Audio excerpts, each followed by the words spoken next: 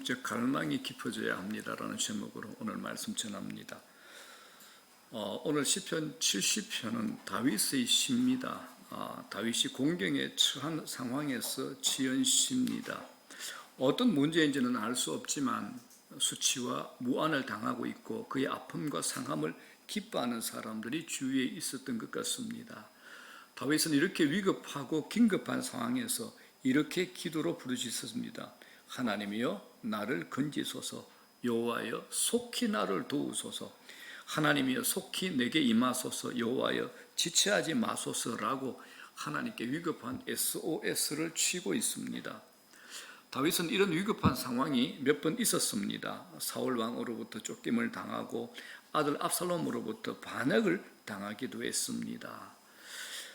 다윗처럼 이런 숨막히는 순간 우리에게도 있습니다. 그때 우리는 하나님 지금 도와주시지 않으면 저 죽습니다. 빨리 도와주세요라고 기도합니다.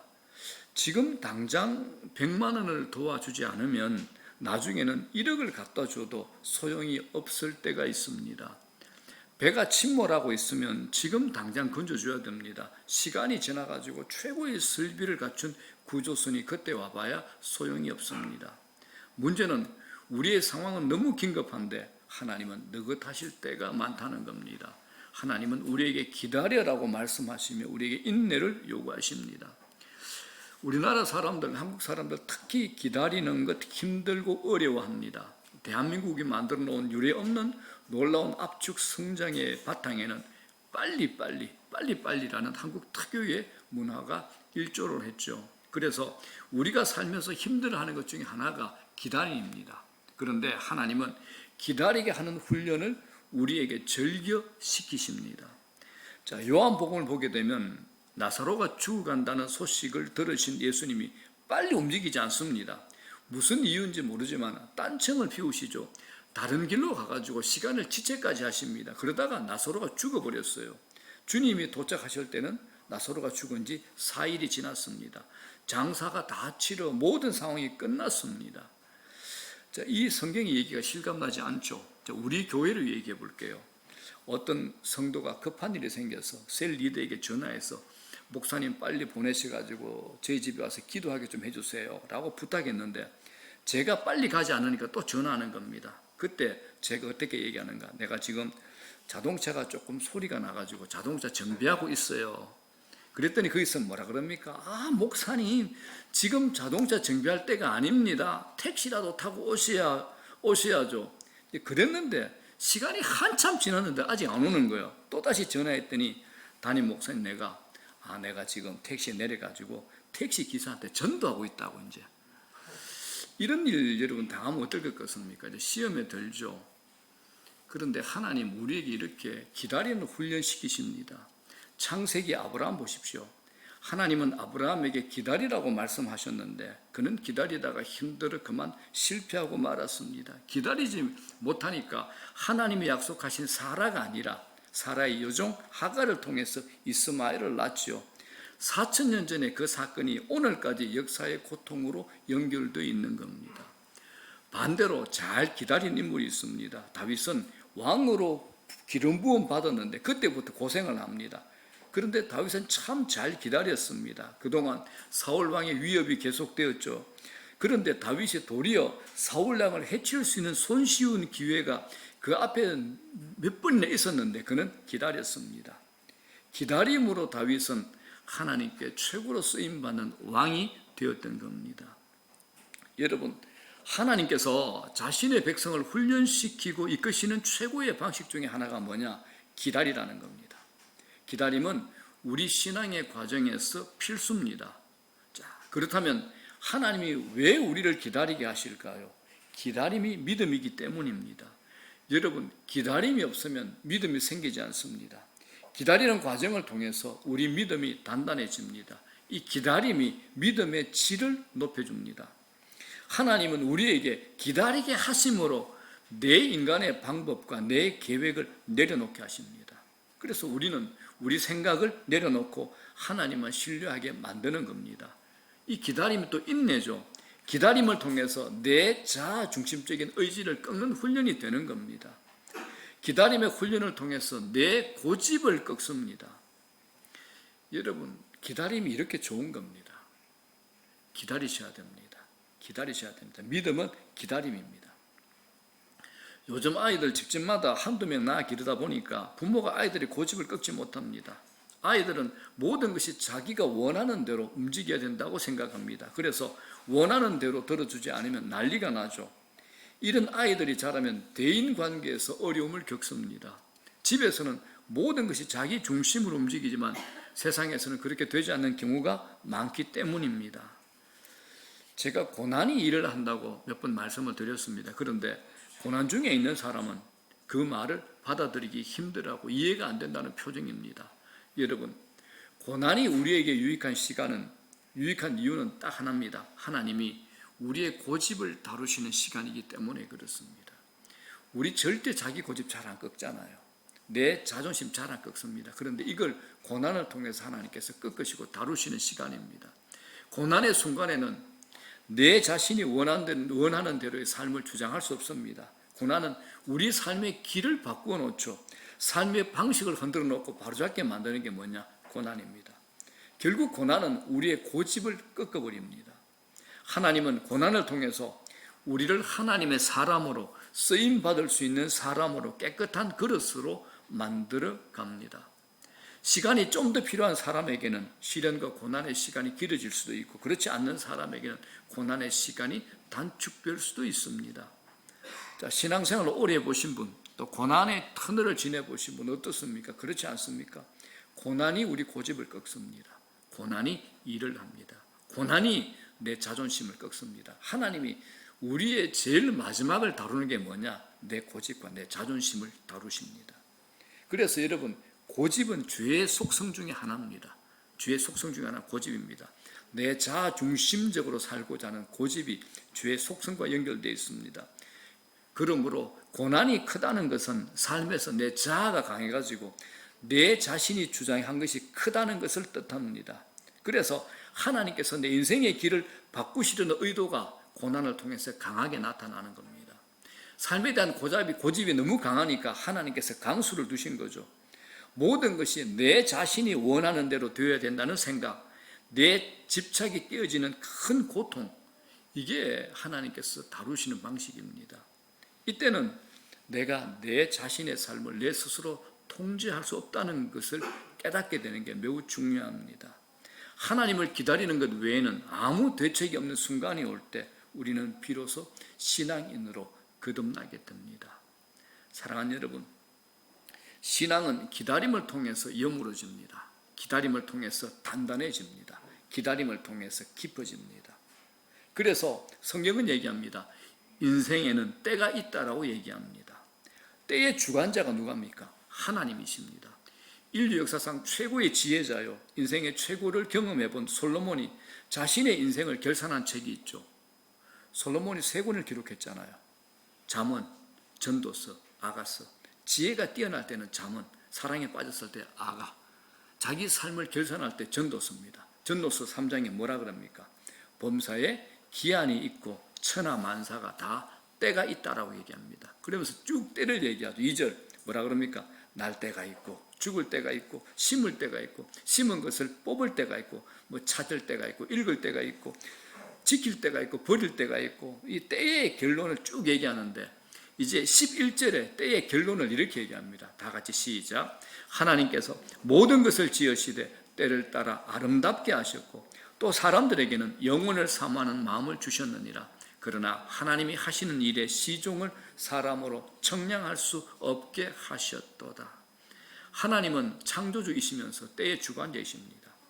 하나님이 주관하시는 때를 사람은 알 수 없습니다. 우리는 급한데, 나는 급한데 하나님 절대 급하지 않으십니다. 그런데 하나님이 일하시는 시간은 조금도 오차가 없습니다. 우리는 불완전하지만 하나님은 완전하십니다. 하나님은 우리에게 좋은 것을 주시는데 정확한 때에 주십니다. 우리는 그것을 받아야 하는데 그건 우리의 태도와 관련되어 있습니다. 영적인 태도, 영적인 반응을 얘기하는 거죠. 서울대학교를 졸업하고 또 하버드에서 박사학위를 받자마자 그 탄탄한 미래가 보장되잖아요. 또 사람들의 기대가 얼마나 크겠습니까? 이 모든 걸 내려놓고 가족 모두 몽골 선교사로 헌신한 이용규 선교사라는 분이 있습니다. 하버드대 박사니까 얼마나 뛰어나겠습니까? 내려놓음이라는 책 아시죠? 그죠? 이 책으로 유명하신 분인데 이분이 이런 간증을 했습니다. 이분이 이제 몽골에서 선교사로 계셨으니까 몽골 1이라는 교회에서 개척한 지역에 이제 예배 처소를 방문해 가지고 예배를 드리던 중에 한 사건이 일어납니다. 그 벌르르라는 이 소녀가 땀으로 뒤범벅이 돼가 교회 안으로 들어왔습니다. 몽골이 더운 지방이 아니잖아요. 그러니까 이 소녀가 땀으로 뒤범벅되고 오니까 얼마나 놀랐겠습니까? 예배가 시작되기 몇 시간 전에 이 소녀가 아버지가 너 소 좀 잘 돌보라 소를 맡겼는데 이 소녀가 이 소를 잃어버린 거예요. 몽골에서 소는 재산이잖아요. 그러니까 얘가 얼마나 놀랐겠습니까? 소를 찾으러 뛰어다니다가 예배 시간에 딱 임박하니까 예배를 드리기 위해서 말씀을 듣기 위해서 모든 것을 소도 다 버려두고 달려왔던 겁니다. 이제 선교사님이 참 답답했죠. 이렇게 기도했답니다. 하나님, 소가 아닌 예배를 선택한 이 소녀의 믿음의 결단을 부끄럽게 하지 않게 해주십시오. 이 소녀가 소를 찾게 해달라고 기도했다랍니다. 선교사님은 하나님이 어떤 분이며 무엇을 원하시는지 알고 있었던 거죠. 그런데 중요한 거, 예배가 끝나자마자 바깥에서 소 울음소리가 들렸던 거예요. 그 소가 예배 처소가 된 거 알고 찾아온 겁니다. 놀라운 일이죠. 모든 사람이 기쁨으로 하나님께 영광을 돌립니다. 소가 아닌 예배의 기쁨을 선택한 소녀는 소와 예배 이 두 가지를 다 얻은 겁니다. 그러면서 이 이용규 선교사께서 이 사건을 이렇게 해석해서 우리에게 말합니다. 예수님은 두 주인을 섬길 수 없다고 우리에게 분명히 말씀하셨습니다. 우리가 세상과 하나님을 다 누리고 싶어 한다면 그건 하나님을 잡고 있는 것 같지만 사실은 세상을 잡고 있는 것입니다 라고 지적을 합니다. 양쪽에 걸치려는 사람은 결정적인 순간에 십자가가 아닌 세상을 택하기 때문입니다 라고 얘기를 합니다. 여러분, 양다리 걸치시면 안 됩니다. 양쪽을 걸치게 되면 결정적인 순간에 우리는 세상을 택하게 됩니다. 우리의 숨겨진 마음의 중심을 찌르는 지적 아니겠습니까? 하나님 우리 아버지십니다. 분명히 자녀인 우리에게 좋은 것을 정확한 때에 주실 겁니다. 그러나 그건 우리의 태도와 연관이 되어 있는 겁니다. 영적인 반응입니다. 오늘 다윗의 시편의 이 기도는 순서가 이상합니다. 일반적으로 기도는 제일 먼저 하나님을 찬양하고 회개하고 감사하고 간구하는 이 순서가 되어 있는데 그런데 다윗은 뭐라 그럽니까? 제일 먼저 간구부터 합니다. 하나님이여 나를 건지소서. 그런데 여러분 원초적인 기도는 이렇게 급한 것부터 시작할 수 있습니다. 실제로 내가 몸이 너무 아픈데 그저 비몽사몽가 아닌데 그때 하나님께 모든 영광 올려드립니다. 감사합니다. 할렐루야 이렇게 할 시간이 없잖아요. 하나님 나 아파 죽겠습니다. 살려주십시오. 이거부터 먼저 해야 되잖아요. 급할 때 자신의 간구를 먼저 구하는 것 부정적으로 생각할 필요 없습니다. 하나님께서도 우리 자신의 필요와 연약함을 통해서 하나님 찾기를 원하신다는 겁니다. 자, 4절 보십시오. 다윗이 지금 고난에 있습니다. 다윗이 어떻게 기도합니까? 시작. 주를 찾는 모든 자들이 주로 말미암아 기뻐하고 즐거워하게 하시며 주의 구원을 사랑하는 자들이 항상 말하기를 하나님은 위대하시다 하게 하소서. 이 구절 한 구절로 다윗의 위대성은 나타났습니다. 본인이 얼마나 위급합니까? 큰 사건에 빠져 있잖아요. 어떻게 기도합니까? 주를 찾는 모든 자들이 주로 말미암아 기뻐하고 즐거워하게 해주십시오. 이거 모든 리더들이 우리 세례 리더들 또 중직들 이 기도해야 되지 않겠습니까? 주를 찾는 모든 자들이 주를 말미암아 기뻐하고 즐거워하게 해주십시오. 주의 구원을 사랑하는 자들이 항상 말하기를 하나님은 위대하시도다 하게 하소서. 하나님 이 기도 얼마나 기뻐하시겠습니까? 자, 사랑하는 여러분, 우리가 고난에 닥치면 사람은 자신에게 닥친 고난의 문제에만 집중합니다. 그런데 다윗은 달랐죠. 다윗은 고난 가운데서도 하나님을 찬양합니다. 다윗은 주를 찾는 모든 사람이 주로 말미암아 기뻐하고 즐거워하게 해달라고 기도합니다. 이 기도를 하나님 얼마나 기뻐하셨을까요? 세상 사람들 어려움 닥치면 팔짝 운운하죠. 운명의 피해자로 살아갑니다. 그런데 하나님의 사람들은 다르셔야 됩니다. 하나님의 백성은 어려운 가운데서도 하나님을 높이는 겁니다. 이건 영화 보셨죠? 영화가 시작되기 전에 화날 때는 볼만한 것이 별로 없습니다. 사람들만 보이죠. 그런데 불이 꺼지고 컴컴해지면 화려한 장면이 짠 펼쳐지는 것과 같습니다. 신약 성경의 마지막 요한계시록을 보게 되면 성령이 보여주시는 영광스러운 비전과 계시가 있습니다. 근데 이걸 어떻게 기록했습니까? 사도 요한이 밤모섬에 유배를 갔잖아요. 갇혀있는 어두운 상황에서 보게 된 겁니다. 캄캄한 밤인데 하늘문이 열리고 하늘의 계시가 임한 겁니다. 가장 영광스러운 장면은 가장 캄캄한 시기에 임합니다. 그렇기 때문에 하나님의 백성이라면 풀리지 않는 현실, 응답이 없는 기도, 답답함이 있는 어려움 속에서 뭘 해야 되느냐? 하나님께 시선을 맞추고 하나님을 기다리셔야 되는 겁니다. 이게 하나님의 백성들입니다. 상황에 빠지시면 안 됩니다. 문제에 들어가시면 안 됩니다. 풀리지 않는 현실이 있다 하더라도 하나님께 시선을 맞추고 영적으로 반응하고 믿음으로 반응합니다. 이걸 하나님이 기뻐하신다라는 겁니다. 어려운 순간이라 할지라도 하나님 백성이 봐야 될 게 뭡니까? 환경, 상황 이런 변화가 아니라 눈이 열려서 하나님을 만나는 겁니다. 이게 하나님의 백성들이 해야 할 일입니다. 제가 인터넷 보니까 지금 단풍이 절정이라고 그러더라고요. 밑에는 끝이 났고 어제가 내장산의 절정이라고 그랬는데 세상 사람들은 단풍 보러 산을 가잖아요. 그런데 하나님의 백성들이 우리는 어떻습니까? 산과 단풍을 만드신 하나님을 봅니다. 세상 사람들은 와 좋다는 우리는 뭐라 그럽니까?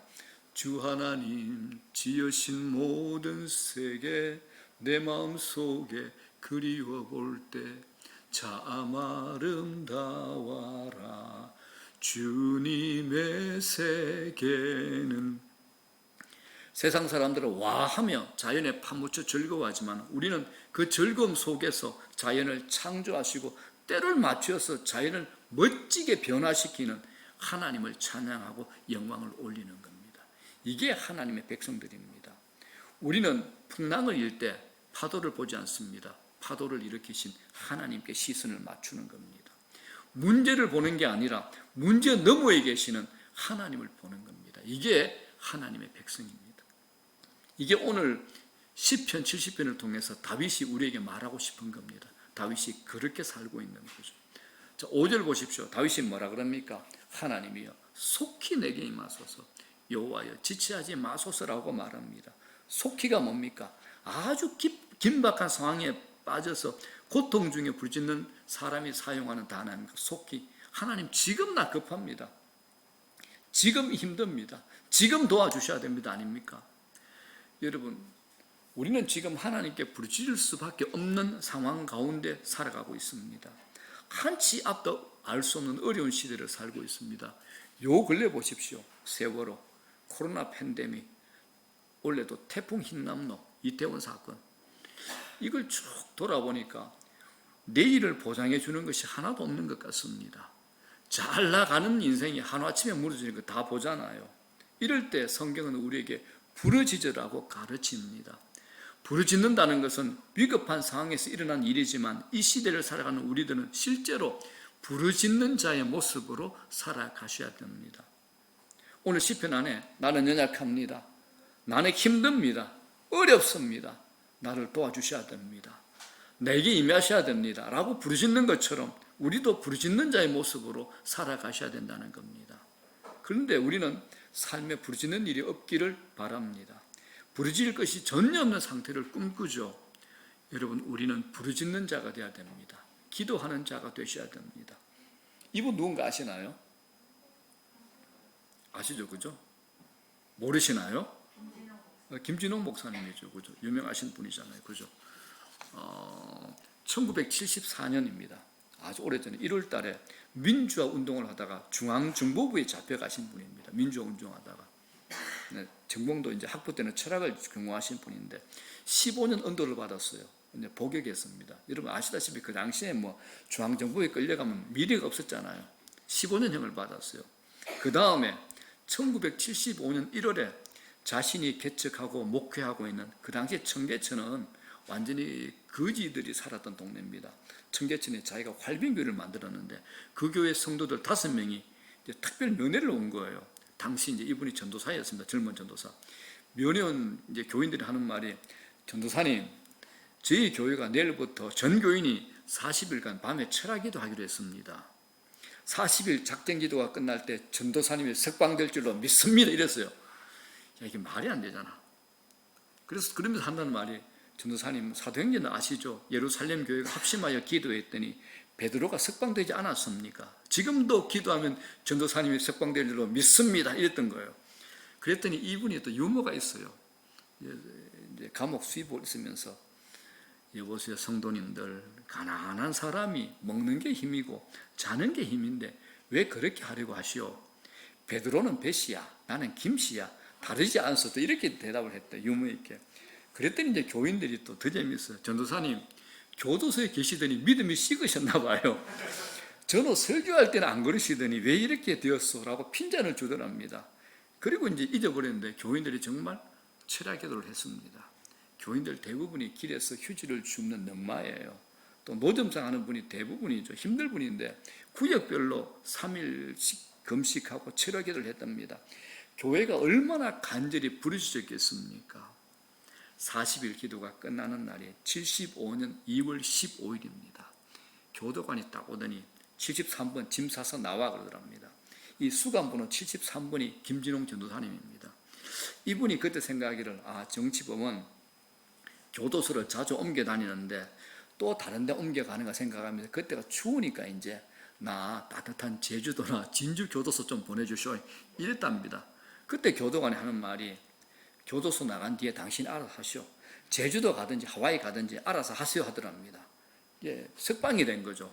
나오니까 빈민촌 교인들이 버스 2대를 대절해 가지고 온 건가요. 그래서 플랜카드를 딱 만들었답니다. 우리 목자 돌아오셨다. 그때 이 전도사님이었죠. 너무 감격해서 엎드려서 땅에 입을 맞추면서 하나님께 감사 기도했다라고 합니다. 교회가 합심하여 기도할 때 하나님께서 응답해 주신 겁니다. 이게 기도의 능력입니다. 그리고 이제 이분이 이제 목사 안수를 받고 목회를 하고 있는데, 교회 앞에 봉화산이라는 산이 있었답니다. 이 산이 이제 교회에 좀 필요하겠다라는 생각을 해서 이제 늘 지나갈 때마다 또 시간 날 때마다 산에 올라가서, 하나님 이 산을 저희들에게 주십시오. 7년 동안 그 산을 자기 교회에 붙여달라고 기도했는데, 어느 날 노인 한 분이 찾아온 거예요. 이 하시는 말씀이, 목사님 이 봉화산을 목사님이 맡아주시면 좋겠습니다. 집 안에 급한 일이 생겨서 이 산을 내가 가려고 하는데 복덕방에 내놓으니까 서울에서 투기꾼들이 달려들어서 아무래도 안 되겠습니다. 조상들이 물려준 건데 아무에게나 넘길 수 없습니다. 목사님이 맡아서 산을 관리해 주면 좋겠다라고 말하는 거예요. 그러면서 이제 적당한 가격에 넘겨줄 것이니 구입하라고 했습니다. 그게 얼마냐? 그때가 70년대 말 80년대 초니까 4천만 원. 싼 것 아니잖아요. 어마어마한 돈이죠. 그죠? 그래서 이제 목사님이 관고하고 이제 헌금을 했죠. 교회에서 남은 돈 다 끌어모으니까 돈이 얼마야? 4천만 원 중에 400만 원 나오더랍니다. 계약금 400만 원 걸었죠. 근데 나머지 돈을 마련할 방법이 없는 겁니다. 그 교회에 뭐 부자가 있는 것도 아니고, 잔금을 딱 2달 뒤에 치르기로 하고 이제 계약을 마무리했죠. 이제 그 2달 마무리가 다 돼 갑니다. 재정을 맡은 권사님이 얼마나 걱정이 되겠습니까? 목사님, 대금을 지불할 날이 이틀밖에 안 남았는데 큰일 났습니다 라고 걱정을 합니다. 그랬더니 목사님 하시는 말씀이 저하고 비슷해요. 아직 이틀이 남아있지 않습니까? 이틀 후에 걱정합시다라고 하더랍니다. 권사님 생각할 때, 우리 목사님 너긋한 거 보니까 믿는 구석이 있는 모양이다. 그러면서 또 불안하죠. 그러면서 목사님한테 핀잔 줍니다. 목사님 계약금 떼게 생겼어요. 확 가버리더랍니다. 근데 마지막 날에 어떤 신사분이 교회를 찾아온 거야. 미국 필라델피아에서 온 박 집사님이라는 분이었습니다. 이분이 김진홍 목사님이 쓴 책 새벽을 깨우리도다, 이 책을 읽고 감동을 받은 거예요. 그래서 자신이 아버지가 돌아가시고 아버지가 자신에게 준 유산이 있었습니다. 그 유산을 받고 이 유산에 11조를 해야겠다고 생각을 했는데, 이 책이 감동돼 가지고 목사님에게 주고 싶다라는 겁니다. 그러면서 이제 봉투를 하나 건네준 거예요. 목사님 받아서 이제 감사 기도드리고 봉투를 딱 열어봤더니 정확히 수표 한 장 3,600만 원. 정확히 수표 한 장 3,600만 원. 산을 구입한 잔금이 딱 들어있더랍니다. 어찌 알고 이렇게 딱 맞는 금액을 가져왔겠습니까? 유산 받은 것이 유산받은 11조가 바로 그 금액이었던 겁니다. 여러분, 교회가 함께 되어 부르짖어 기도하면 하나님은 오늘도 큰 기적을 일으키시고 새 일을 행하십니다. 성경의 사건이, 성경의 기적이 우리 김준호 목사님을 통해서 또 대한민국의 수많은 교회를 통해서 이루어졌듯이 우리 교회도 이루어질 줄로, 우리 삶에도, 우리 사업장에도 이루어질 줄로 믿습니다. 자, 우리가 잘 아는 예레미야 33장 보십시오. 뭐라 그럽니까? 시작. 예레미야가 아직 시위대 뜰에 갇혀 있을 때 여호와의 말씀이 그에게 두 번째로 임하니라 이르시되. 이건 이 시대 상황을 말해줍니다. 예레미야가 선지자죠. 예레미야 선지자가 감옥에 갇혔다라는 말은 세상이 하나님의 입을 막아버렸다는 겁니다. 영적으로 최악의 상황입니다. 이때 하나님께서 이렇게 말씀합니다. 3절 뭐라 그럽니까? 시작. 너는 내게 부르짖어라. 내가 네게 응답하겠고 네가 알지 못하는 크고 은밀한 일을 네게 보이라. 너는 내게 부르짖어라. 내가 네게 응답할 거야. 그런데 네가 알지 못하는 나만의 방식, 크고 은밀한 일을 네게 보여줄 거야 라고 말씀하신 겁니다. 하나님께서 예레미야에게 부르짖으라고 하신 이유는 예레미야는 기질이 우울질입니다. 우울질이 뭔가 아시죠? 소극적입니다. 또 잘 심각해지죠. 쉽게 우울해지고 잘 움츠려드는 사람, 우울질입니다. 우리들 중에도 있을 겁니다. 기도할 엄두조차 못 내는 사람 말입니다. 그런데 하나님은 움츠려 있던 예레미야에게 부르짖으라고 말씀합니다. 부르짖는다는 말이 뭡니까? 얼어붙어 있는 마음을 활짝 열어라라는 겁니다. 아무 일도 일어날 것 같지 않는 암담한 현실이지만 네가 기도를 시작하라는 겁니다. 여러분, 암울한 상황에 짓눌린 마음을 걷어내려면 부르짖는 기도를 하셔야 됩니다. 이건 아주 적극적인 행위죠. 우울질의 예레미야가 감옥 속에서 자기의 소극적인 기질과 상황에 붙잡혀서 아무 일도 일어나지 않을 것으로 생각하고 좌절과 낙심 속에 있을 때 하나님께서 예레미야를 찾아가셔서 부르짖으라고 하신 겁니다. 네 내면에 있는 어둠과 소극적인 마음을 걷어내버리고 적극적으로 하나님 앞에 나와서 기도하라는 사인입니다. 어떤 사람은 문제가 있어도 부르짖지 않습니다. 그건 아직 눌려있는 마음이 자신의 내면 세계를 지배하고 있기 때문에 그렇습니다. 부르짖는다는 것은 속에 있는 엉어리가 빵 하고 터져 부르짖는 기도를 하는 것인데 부르짖고 기도하지 못하는 사람은 아직도 사로잡혀 있는 겁니다. 하나님이 예레미야의 기질과 상황을 보면서 그냥 기도하라고 하지 않으시고 부르짖으라고 하십니다. 부르짖는 순간에 어둡고 부정적인 생각이 떠나가는 놀라운 역사가 일어난다라는 겁니다. 여러분, 이 말씀은 꼭 기억하셔야 됩니다. 하나님은 어떤 일을 시작하시기 전에 가장 먼저 우리에게 기도하게 하십니다. 그렇기 때문에 여러분들 사시다가 어떤 날 기도하고자 하는 마음이 생기면 아무리 급한 일, 중요한 일이 있다 하더라도 일확천금이 생기는 일이 있다 하더라도 그거 제쳐놓고 기도의 자리부터 지키셔야 됩니다. 그게 뭡니까? 무슨 사인입니까? 하나님께서 일하시겠다는 사인입니다. 하나님께서 어떤 일을 시작하시기 전에 제일 먼저 우리에게 기도를 불러 일으키신다는 겁니다. 내 안에 기도할 마음이 생긴다. 이건 하나님이 주신 겁니다. 하나님이 역사 현장을 보면 하나님께서 무언가를 행하신다면 전에 반드시 뭐가 일어납니까? 기도하는 일이 먼저 일어납니다. 예레미야가 그 시대 상황이 너무 답답하고 암울하지만 하나님은 그 선지자에게 먼저 기도하기를 요청하신 겁니다. 그러므로 여러분, 내일부터 가을 특별 새벽 기도가 시작됩니다. 가까이 계신 분은 나오시고 멀리 지방에 계신 분은 유튜브를 통해서 반드시 함께 이 기도에 참여해 주시기 바랍니다. 특별히 시간을 내어 참여해 주시기를 바랍니다. 하나님께 더 가까이 나가는 겁니다. 우리 모두가 천둥 같은 하나님의 음성도 듣고 부르짖는 기도를 드리는 시간이 되기를 소망합니다. 독수리 아시죠? 독수리가 날아오르면 독수리를 쫓아오면서 성가시게 하는 새가 있답니다. 누굴까요? 까마귀입니다. 그런데 이 독수리는 까마귀보다 몸짓은 큰데 기동력은 떨어지잖아요. 그래서 이 독수리가 골치 아픈 까마귀를 떼어내기 위해서 사용하는 방법이 하나 있습니다. 더 높이 나르는 겁니다. 독수리는 그 어떤 새보다 더 높이 날아오를 수 있습니다. 우리도 마찬가지입니다. 세상을 살아가면서 까마귀 떼와 같이 우리를 괴롭히는 문제들이 있을 때 기도로 높이 나르시면 됩니다. 기도입니다. 기도입니다. 기도로 높이 나르시면 됩니다. 자, 이제 말씀 정리합니다. 오늘 본문 하나님이여 속히 내게 임하소서 여호와여 지체하지 마소서를 통해 우리에게 전달하고자 하는 메시지가 뭡니까? 우리는 주님 없이 한순간도 살 수 없습니다. 하나님 없이는 한순간도 존재할 수 없습니다 라는 이 고백이 우리 속에 있어야 됩니다. 여기서 속히는 하나님에 대한 간절한 갈망이죠. 느긋함을 찾아볼 수가 없습니다. 이건 우리의 영적인 삶에서 매우 귀중한 태도가 됩니다. 하나님에 대한 간절함, 하나님에 대한 절박함, 하나님을 향한 굶주림, 이걸 놓쳐버리면 신앙생활이 위험에 빠질 수 있습니다. 오늘날 우리 크리스찬들의 가장 큰 문제가 뭔 줄 압니까? 하나님을 향한 간절함이 없다라는 겁니다. 여러분 정말 하나님을 향한 간절함이 있으십니까?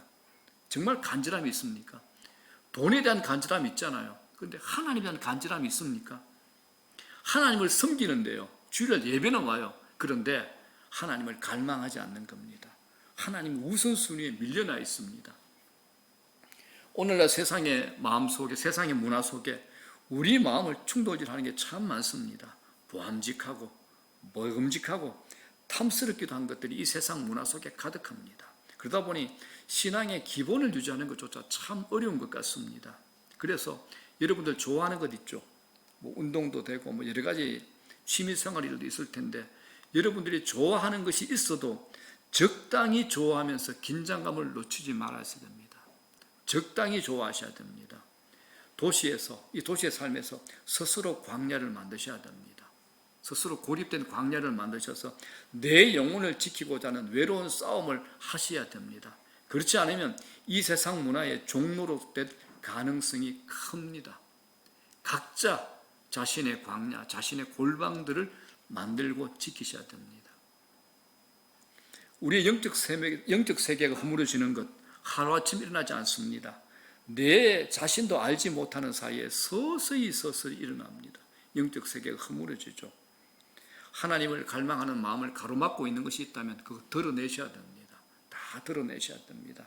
하나님이 주신 선물 때문에 하나님을 놓치시면 안 됩니다. 아시겠죠? 하나님께서 주신 선물 때문에 하나님을 놓치시면 안 된다라는 겁니다. 모든 것이 다 하나님 안에 있는데 별것 아닌 것에 시선을 빼앗겨 가장 귀중한 것을 놓쳐버린다면 그것처럼 안타까운 일이 어디 있겠습니까? 그렇기 때문에 우리는 하나님에 대한 갈망, 하나님에 대한 굶주림을 계속 키워나가셔야 됩니다. 하나님을 갈망하고 경험하고 맛본 사람일수록 하나님을 향한 갈망이 더 깊어집니다. 하나님, 저 지금으로 만족할 수 없습니다. 이것으로 만족할 수 없습니다. 좀 더 하나님 경험하기 원합니다. 더 하나님 알기 원합니다 라고 고백하시고 구하셔야 됩니다. 하나님을 찾는 마음을 흩어지게 하고 방해하는 요소들 다 제거하셔야 됩니다. 하나님께만 집중하는 마음을 유지하셔야 됩니다. 또 그렇게 기도하셔야 됩니다. 하나님, 내 안에 있는 하나님을 찾는 마음을 흩어지게 하고 방해하는 요소들 내 안에 있는 거 다 제거해 주시고 하나님께만 집중할 수 있는 은혜 주십시오. 이렇게 기도하셔야 됩니다. 제가 이 설교 마무리하면서 이렇게 제가 이 마음이 들었습니다. 하나님, 제가 간절히 바라옵기는 우리 안에 하나님을 간절히 찾는 영성이 죽어간다면 이것부터 먼저 회복시켜 주십시오. 제가 이렇게 설교로 마무리했습니다. 자, 우리 함께 기도하겠습니다. 제가 이렇게 두 가지로 정리해 봤습니다. 하나님, 내 강한 자아와 고집과 자존심을 꺾는 기다림의 영성을 갖게 해주십시오. 그리고 언제나 어디서나 하나님을 찾는, 하나님을 간절히 찾는 영성이 충만하게 해주십시오. 우리가 이 말씀으로 제가 정리했지만 이것 말고도 또 여러분들 마음속에 와닿는 게 있다면 그것 가지고 함께 기도하는 시간 갖도록 하겠습니다. 자, 주여 일장하신 후에 기도합니다. 주여, 아버지 하나님,